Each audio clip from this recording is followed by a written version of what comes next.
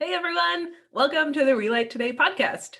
I'm Dana. And I'm Dr. Elyssa. And this week we are going to talk about mealtime rituals. And, we always think about eating healthy food, but there is so much more to eating than what actually you're putting into your body. Mm-hmm.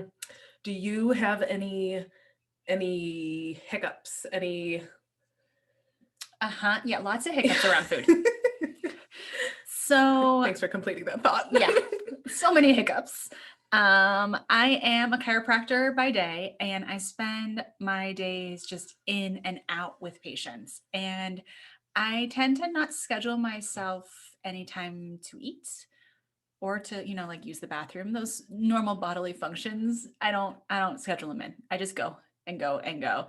And I've done this for so many years that all of a sudden it hit me like, oh, I'm skipping breakfast.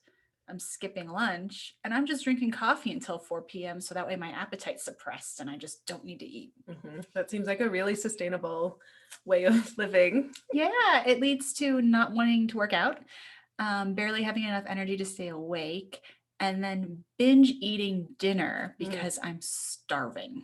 Sounds great. Yeah. So that's my big hiccup is actually eating my meals. I have a similar one. I'm a massage therapist, and I would rather see my clients back to back to back and get out of work earlier than schedule lunchtime for myself, which is, it's the same thing. It's just terrible. So I have approximately 7 minutes to eat my lunch and I eat it and then I feel bloated and like it's just an incomplete meal. I don't feel satisfied or satiated by it at all. Yeah, and I usually feel a little tired after I have those binge meals Mm-hmm. because my system's like, what did you just do to me? You just threw a bunch of food at me. I wasn't ready for it. And then I want to take a nap. Yep. Yeah, and another thing with food for me, I I live alone, so a lot of my meals are spent eating by myself at my dinner table, and sometimes I either eat it too fast because I just don't want to be sitting at the table alone, or I'm eating in front of the TV, so I'm not even focused on what I'm doing, or I'm reading a book, and yeah, all these things that we can improve on. Yeah, it's really interesting that both of us struggle with this. When I know I grew up in an Italian family, Dana had Italian and Polish. Yep. And food was such a big part of life growing up. Every celebration was around food. And my mother, I don't know how she did it. She had dinner on the table at 5 p.m. every night, be there or be square. It was amazing. Yeah, that's my mom, and she would make meal after meal after meal out of all of this thing. I'm like, what? How are you doing this? How are you meal planning? What is happening? They're like magicians. I don't know how moms do it. I think it just happens when you become a mom. Yeah, because shout out to all the moms. Yep. You're the real heroes. So, on that note, we're going to get into some of the nitty gritties around making that mealtime a priority. Without fuel, you're going to run yourself on E. And if you don't have the fuel to heal, now you're looking at chronic illness. You're looking at catching, if you're one of those people that are like, oh yeah, I catch everything that comes around, your immune system is going to be crashed and you're not going to be able to recover as quickly. Mm-hmm. And there's been a long time that I've been like, I eat very well. I try to eat very well. I'm always thinking like, I don't think it's what I eat, it's how I eat, which keeps me like plateaued with fitness and everything and weight loss. So the hows are super important. Super important. So we're going to share our top 4 hows with you. And number 1, so as the chiropractor, I love a little nervous system. And number 1 is to prep your nervous system for food. So there is a very cool cranial nerve called the vagus nerve, and its nickname is the Wanderer because it goes everywhere.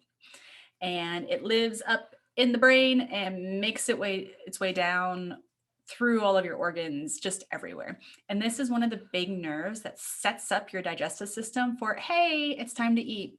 So you can wake up this nerve before you eat. So cool. You have so many cool tips and tricks. Just a little science geek. Yeah. Sometimes I feel like I ask you so many questions like, well, what about this? And what about this? Because there's something for everything. It's so cool. Science geek, it happens. Yep. Call myself out on it. So to wake up the vagus nerve, one is to sing before you eat, which is my personal favorite. While I'm cooking, I'll throw on some, usually Taylor Swift, and just bust it out. Yeah, that's awesome. Two is to gargle a glass of water.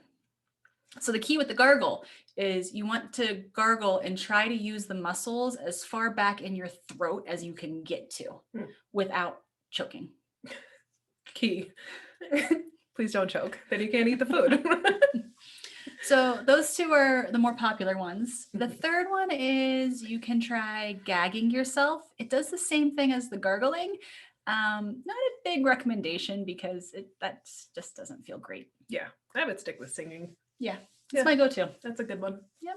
Which leads us to the second tip is prepping your space.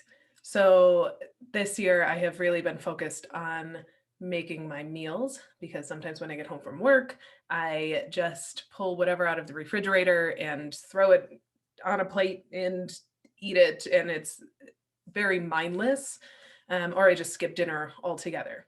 So I've been trying to plan my meals better and make it fun instead of a chore. So I've been coming home from work, I light an incense, turn all my lights on, turn some music on that I can sing to, prep my system to get the food in, and then I start cooking.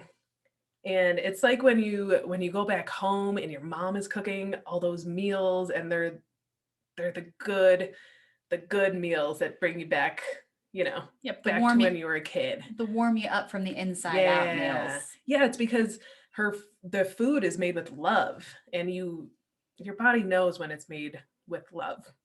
So if you put that love into cooking, like being mindful with everything you're chopping and stirring and being very present with the whole process, it just really rounds out the meal. Yeah, and another thing that this brought up right now is we always had to set the table growing up. Yeah.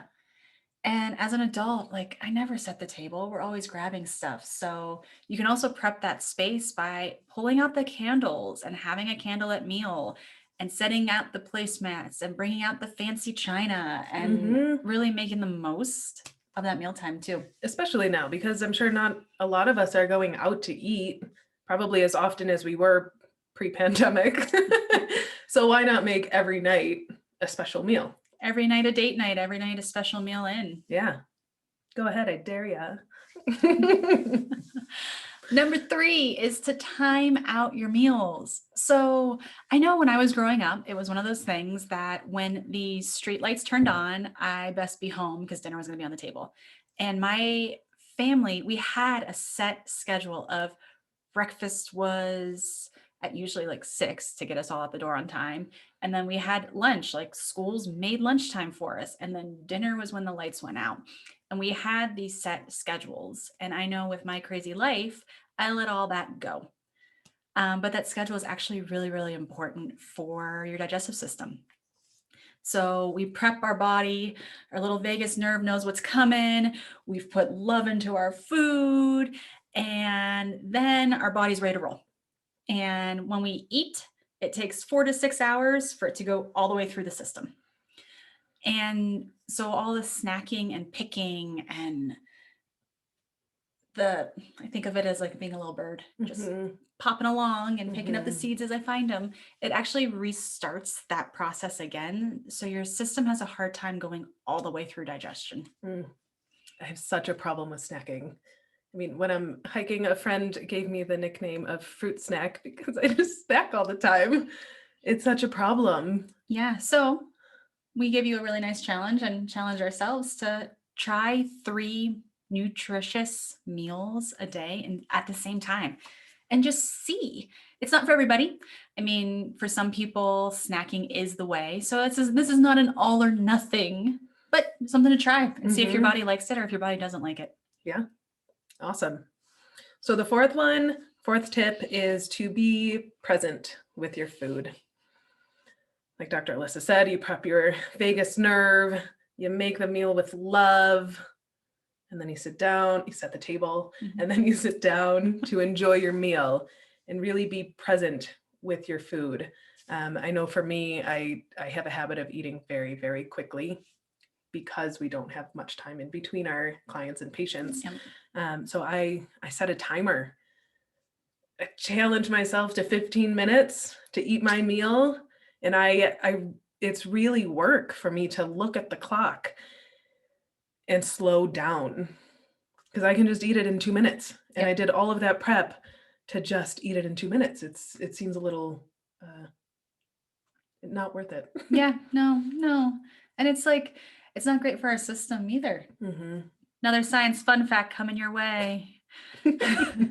Chewing your food is the very, very first step of digestion. That's where a ton of enzymes actually live in your mouth. So if you skip that part, you just made everything else downstream harder. Bummer. Yeah, not great. Not great. Mm-mm. What do you think about, like I said earlier, sometimes I'll read while I'm eating. What do you think about that?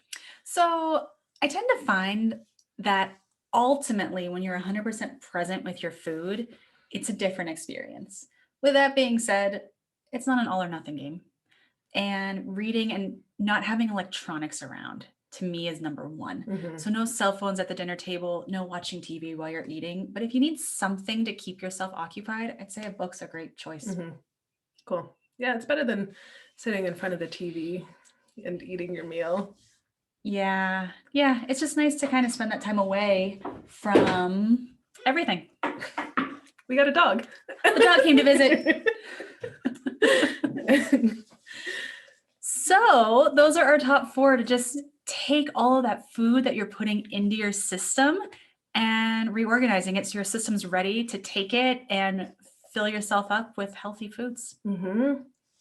Yeah, so Cool. hope you enjoyed these tips. Let us know what you think. All right. And we'll wait. Oh, forgot.